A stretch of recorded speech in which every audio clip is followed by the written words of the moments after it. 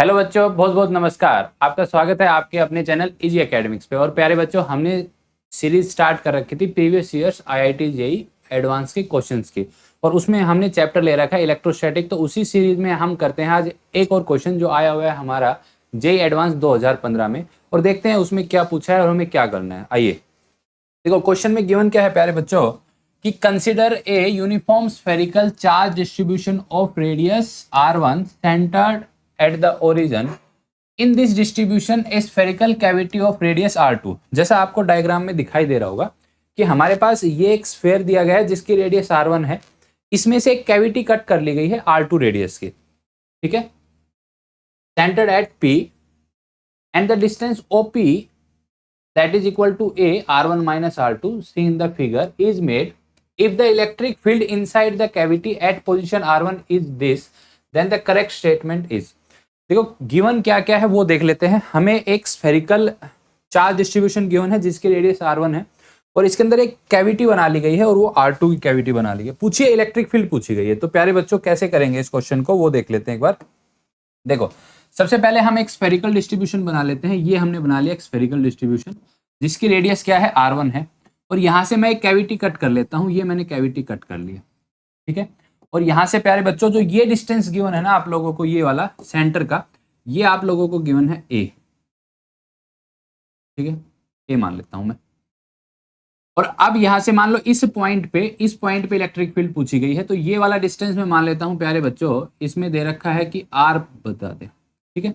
और इसके यहां से मैं मान लेता हूं ये वाला जो है ये मान लिया मैंने r1, ठीक है। तो यहां से बच्चों triangle vector law of addition है, उससे मैं लिख सकता हूं क्या कि जो मेरे पास a है a प्लस r यानी a vector a plus vector r that is equal to vector r1, ठीक है। तो यहां से a वेक्टर को मैं क्या लिख सकता हूं, ध्यान से देखना बच्चों, r1 minus r vector. Clear?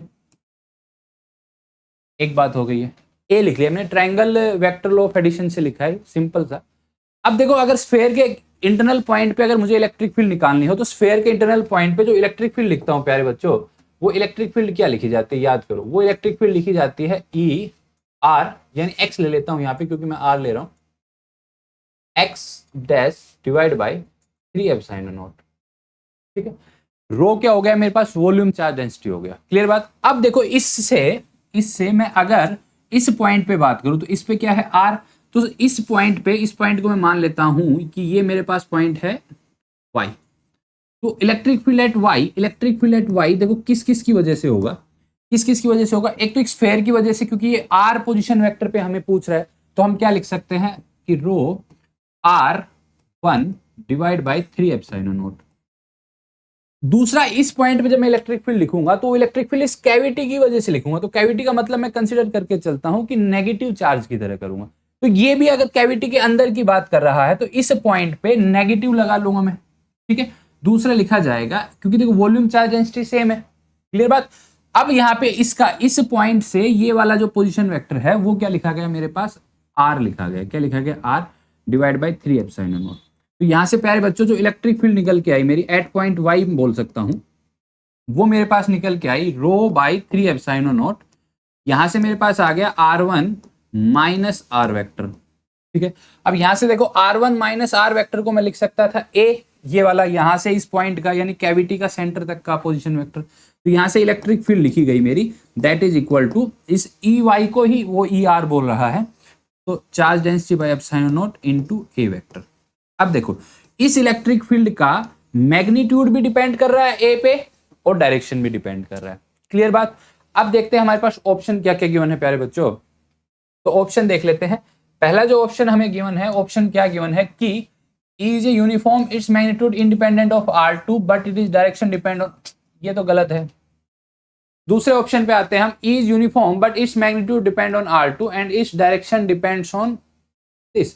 देखो हमारे पास जो इलेक्ट्रिक फील्ड निकल के आई है ना, इलेक्ट्रिक फील्ड लिख लेता हूं, वो मेरे पास निकल के आई है volume charge density A divide by 3 epsilon naught, ठीक है।